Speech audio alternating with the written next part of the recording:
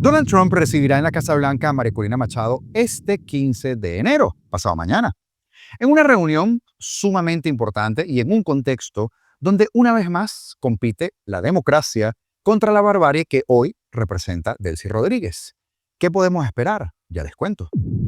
El chavismo sufre otro duro revés porque la justicia de Estados Unidos dictó una impactante condena contra el capo venezolano Carlos El Gordo Orense. Que lo del cartel de los soles era mentira.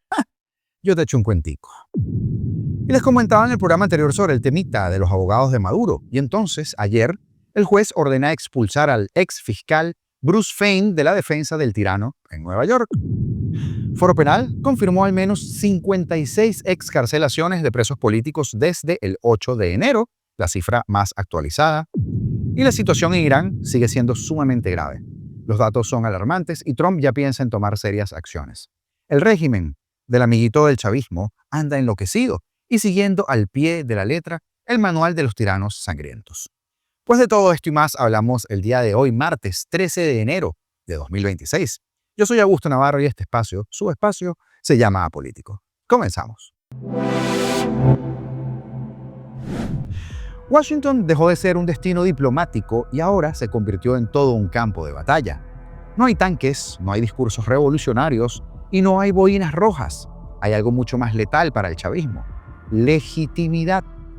Porque mientras una mujer entra por la puerta principal, otra, y usted sabe quién, intenta colarse por la salida de emergencia. Y no estamos hablando de estilos, estamos hablando de poder real. Este jueves, Donald Trump recibirá en la Casa Blanca, como usted ya debe saber, a María Corina Machado. Confirmado, oficial y sin matices. Y esa no es una foto, o no será una foto, ni un gesto simbólico, ni cortesía diplomática. Será un mensaje, uno muy claro, de esos que no se dicen, pero que se entienden. Trump no recibe a cualquiera, y mucho menos en el momento exacto en que Venezuela atraviesa la mayor reconfiguración política de su historia reciente, después de la captura del tirano Nicolás Maduro en medio de negociaciones abiertas entre Washington y lo que queda del chavismo. Ahora, mientras María Corina se mueve en escenarios abiertos, el Vaticano, la Casa Blanca, los medios de Estados Unidos, Delcy Rodríguez hace lo que mejor sabe hacer: diplomacia en la sombra, silenciosa, acelerada, discreta y peligrosa, saliendo a decir que ella es gobierno, porque al parecer tiene que repetirlo hasta que alguien le crea. Porque sí, señores. Mientras se confirmaba la visita de Machado, Delcy activó una maniobra paralela. Lo hablamos en programas anteriores. Una delegación enviada a Washington, pero con visado de turistas. Turistas para hacer política. Usted sabe, nada sospechoso, nada irregular ni nada ilegal. Guiño, guiño. Pero obvio que la misión no era turística, era política, era energética, pero sobre todo de supervivencia. Y estaba encabezada por Félix Plasencia, ex canciller de Maduro, hombre de confianza de Delcy y figura central de la diplomacia opaca del chavismo. El mismo Plasencia del Delcy Gate, el mismo de Barajas, el mismo de los encuentros que nunca oficialmente ocurrieron. Porque cuando el poder se tambalea, el chavismo intenta maniobrar. Y aquí viene lo interesante. Delcy y María Corina no están compitiendo por lo mismo. Compiten por quién habla en nombre de Venezuela ante los Estados Unidos. Una lo hace con legitimidad política, con gente, con pueblo de verdad, y la otra con control administrativo y chantaje geopolítico. María Corina va de frente y Delcy por debajo de la mesa. Y eso Washington lo sabe. Trump, mientras tanto, juega a dos bandas. Mantiene abiertos los canales con el régimen, sí, pero valida públicamente entonces a la oposición democrática. Y eso, obviamente, no es ingenuidad, es pura estrategia. Porque aquí el centro de todo no es ideológico, todos lo sabemos, es el petróleo. Pero no como dicen los tontos, que nos los van a robar. Es presión económica, es control energético y es transición política, que también avanzan pero en paralelo, y quien no entienda eso se va a quedar fuera del tablero. Por eso Delcy corre, por eso acelera, por eso intenta venderse como un mal necesario, como la gestora eficiente del colapso, la mujer razonable, entre los restos del chavismo duro, la comedida. Pero hay un problema: la legitimidad no se improvisa y Delcy no la tiene. Y mientras ella corre, Diosdado Cabello hace algo más revelador: bajar la voz, con su arrogancia habitual, pero bajarla. Aprovecho para aclararla. se está avanzando en el reinicio y la apertura de las embajadas de Venezuela en Estados Unidos y Estados Unidos en Venezuela. Eso nos va a permitir tener representación consular para que puedan estar velando por la seguridad y la tranquilidad de nuestro presidente Nicolás Maduro y de Chile allá en Estados Unidos. Ese es el objetivo fundamental que nos permite a nosotros tener allá, porque en este momento no tenemos a nadie. ¿Se acuerdan de él? El mismo que gritaba ¡Vietnam! El mismo que prometía guerra, que si entraban no salían. El mismo matoncito de barrio con micrófono, ahora hablando de reapertura de embajadas, de diálogo, de entendimiento. Y no es moderación, es rendición narrativa, aunque con un giro. Disfrazar todo para decir que es porque están preocupados por el presidente obrero. El recluso. Y eso no es moderación, es rendición narrativa. Porque cuando ese matón empieza a explicar cosas, es porque ya perdió la pelea. Pero la pelea termina cuando termina.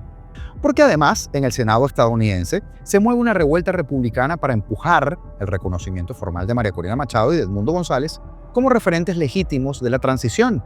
Y eso tampoco es retórica. Es una estructura institucional que se está moviendo en la dirección correcta. Y mientras tanto, el régimen lo niega todo. Niega los viajes, las reuniones, las negociaciones, lo de siempre. No porque no estén ocurriendo, sino porque no pueden explicarlas hacia adentro sin admitir lo obvio, que están rodillas, las dos, en tierra, y que el poder no les pertenece realmente.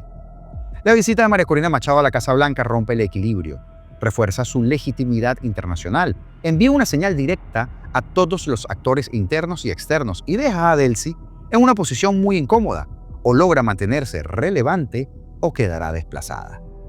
Washington no ha cerrado ninguna puerta, pero ya lo dejó en claro. La transición venezolana no se discutirá únicamente con quienes controlan los restos del aparato chavista, sino con quienes representan legitimidad política real. Y hoy, guste o no, esa legitimidad no viaja a escondidas, entra por la puerta principal y se sentará en el despacho oval. Porque Washington todavía no ha hablado, pero todo apunta a que ya eligió con quién se va a dejar fotografiar. Y cuando eso ocurre, el resto comienza a sobrar. Un tribunal federal de Estados Unidos, por cierto, sentenció este lunes a cadena perpetua más 30 años de prisión al narcotraficante venezolano Carlos Orense Azócar, alias El Gordo. El juez del distrito, Vernon Broderick, impuso la condena luego de que un jurado halló culpable en diciembre de 2023 a este sujeto por conspirar para importar toneladas de cocaína en territorio estadounidense y por delitos relacionados con el uso de armas de guerra. El fiscal federal Jay Clayton y el administrador de la DEA, Terrence Cole, anunciaron esa decisión judicial desde el Distrito Sur de Nueva York. Usted sabe ese distrito. Conocemos a un par que andan allí tomando un retiro bien particular. Allí mismo. Bueno, no un par, a tres. Clayton calificó al sentenciado como uno de los traficantes de cocaína más prolíficos jamás sentenciado en ese tribunal, responsable de la distribución de cientos de toneladas de droga mediante una red que operó impunemente desde el año 2003. Según los documentos presentados durante el juicio, Orense Azócar convirtió varias fincas en Venezuela en centros logísticos con pistas de aterrizaje clandestinas y tanques subterráneos para el almacenamiento de estupefacientes. Y nadie sabía, o todos sabían y se hacían de la vista gorda. Desde allí, coordinó el envío de cargamento aéreo y marítimo hacia México, República Dominicana y a otros tantos puntos del Caribe, utilizando códigos de transpondedor fraudulentos para que sus aeronaves cruzaran el espacio aéreo sin ser interceptadas. La investigación reveló que esta operación masiva solo fue gracias a una estrecha alianza con altos funcionarios del Estado venezolano, o sea, con unos patriotas cooperantes de verdad. El capo pagó sobornos a generales, a comisarios de la Policía Nacional, a directivos de las agencias de inteligencia, a Tutiri Mundachi, a todo el que le garantizara protección ante las redadas, acceso al armamento militar y paso seguro para sus convoyes a través de alcabalas oficiales. Para resguardar su imperio criminal, el Gordo empleó equipos de seguridad armados con fusiles automáticos, subametralladoras y ametralladoras calibre 50, lo normal, porque todos teníamos acceso a eso, ¿verdad? Bueno. El administrador de la DEA, Terrence Cole, aseguró que los estrechos vínculos de Orense Azócar con el régimen venezolano le proporcionaron recursos para ayudarle a evadir a las fuerzas del orden, hasta que llegó su captura y su posterior extradición desde Italia en junio de 2022. El caso estuvo a cargo de la Unidad de Seguridad Nacional y de Narcóticos Internacionales, cerrando así ese ciclo delictivo de quien también se asoció con las fuerzas guerrilleras de Colombia y Venezuela para asegurar el suministro de droga. ¿Saben? Los minions de Diosdado. Y la pregunta es, ¿qué sabe el gordo de quienes le permitían operar a cambio de la respectiva mordida? Suponemos que mucho, ¿verdad? Pues que prenda el ventilador cuanto antes, porque para mañana es tarde. Y hablando de jueces y juzgados, el juez Alvin Hellerstein tomó la decisión de expulsar al exfiscal Bruce Fein de la defensa de Nicolás Maduro en Nueva York, quien llegó aparentemente sin autorización del líder del régimen. Así lo dijo el abogado Barry Pollack, representante legal de Nicolás en los Estados Unidos, quien hizo la solicitud para excluir a Fein del equipo de la defensa del dictador porque él no quiere compartir su tajada con nadie. Según los documentos de la corte, Pollack subrayó que ni él ni nadie actuando en nombre de Maduro había autorizado a Fein a comparecer como abogado. Pollack habló el jueves directamente con el acusado, su cliente, el recluso Nicolás Maduro, y confirmó que Fein actuó sin su consentimiento y pese a eso, la corte aprobó inicialmente la entrada de Fein como parte de la defensa de Maduro. Pero Pollack había pedido formalmente eliminar a Fein del expediente, solicitud sobre la que el juez federal Alvin Hellerstein tomó una decisión y fue expulsarlo. Los billetes verdes mal habidos que paga Alex Saab entonces irán a Pollack solamente, por ahora. La ONG Foro Penal confirmó la noche de ayer, lunes 12 de enero, hace pocas horas, la excarcelación de 56 presos políticos en Venezuela desde el pasado 8 de enero, fecha en la que el presidente de la Asamblea Chavista, del circo ese, Jorge Rodríguez, anunció la liberación de un número significativo, según él, de personas. Gonzalo Imiop, presidente del Foro Penal, informó en su cuenta oficial de X que siendo las 9:15 de la noche del 12 de enero, lo escribí ayer, la ONG ha podido confirmar la excarcelación de 56 presos políticos. Pronto, los nombres de casi todos, pues algunos de nuestros representados, y es su derecho, escribía, nos han pedido que no se hagan públicos sus nombres y esto debe respetarse. Más temprano, de acuerdo con una lista compartida en la cuenta de X de Foro Penal, la organización contabilizaba hasta las 2:30 de la tarde de ayer 12 de enero 49 ciudadanos excarcelados entre venezolanos y extranjeros. De ese total, 24 fueron registrados durante la madrugada de ayer lunes provenientes de los centros de reclusión La Crisálida y el Rodeo 1. Más temprano, el director vicepresidente de Foro Penal, Gonzalo Imiop, había informado que además de esas 24 excarcelaciones, que se sumaron a 17 previamente verificadas, estaban constatando otras que estaban sucediendo en otras prisiones del país. Y escribía textualmente, además de las 24 excarcelaciones ya confirmadas, a las que hay que agregar las 17 previamente verificadas, en este momento se están confirmando otras excarcelaciones que también habrían ocurrido en la madrugada. En la lista difundida figuran ciudadanos venezolanos y extranjeros que permanecían detenidos en centros como el Rodeo 1, La Crisálida, el SEBIN de Ciudad Bolívar, la DIP de la PNB en San Felipe, Yaracuy, la PNB de Guanare, Portuguesa, y el Helicoide, entre otros. Y mientras el régimen sigue soltando a rehenes, pero muy a cuentagotas, diferentes gobiernos, personalidades y organizaciones exigen lo mismo que nosotros: la liberación total de los presos políticos, así no le guste a Diosdado. Y cuando la ONU dice horror, es porque el régimen ya cruzó todo. Hay una palabra que la ONU casi nunca usa, no porque no la conozca, sino porque sabe exactamente el peso que tiene, y esa palabra es horror. Y ayer, el alto comisionado de Naciones Unidas para los Derechos Humanos, Volker Turk, decidió usarla para describir lo que está ocurriendo en Irán. Horror. No preocupación, no inquietud y no seguimos de cerca la situación. Usted sabe. Horror por la violencia ejercida por las fuerzas de seguridad en contra de los manifestantes. Horror ante informes que hablan de cientos de muertos y miles de detenidos. Horror frente a una represión que ya no se esconde, sino que se justifica. Porque cuando un régimen comienza a llamar terroristas a manifestantes pacíficos, y sé que le suena familiar, no está describiendo una realidad, está fabricando una excusa. Y eso es exactamente lo que denunció Turk, que se está asesinando a ciudadanos que protestan pacíficamente y que esa violencia se pretende blanquear con una narrativa de seguridad nacional. Usted lo conoce, el viejo truco, el mismo libreto y la misma coartada de siempre. El alto comisionado no se quedó allí, exigió que el régimen islamista restablezca el acceso pleno a Internet y a las telecomunicaciones. Suena tanto el chavismo, ¿verdad? Porque cuando un Estado apaga Internet no es para proteger a nadie, es para apagar a los testigos. Y además exigió algo muy incómodo, que los responsables de la represión rindan cuentas. Eso, dicho por la ONU, no es un formalismo, pero sí es una advertencia. Turk recordó además algo que el régimen iraní quisiera borrar, que estas protestas no son un accidente, ni un brote aislado, ni una conspiración extranjera. Son la continuidad de lo que vimos en 2022, la expresión clara de un deseo de cambio político en amplios sectores de la sociedad iraní. Pero una vez más, dice el propio comisionado, la respuesta del poder no ha sido escuchar, sino aplastar. Fuerza brutal frente a demandas legítimas, balas frente a consigna, cárcel frente a dignidad. Chavismo.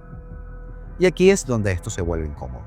Porque cuando la ONU habla de ciclo de violencia atroz, está reconociendo que esto no es un exceso puntual, es un método, una práctica repetida y una lógica de poder. Turk fue claro, este ciclo no puede continuar.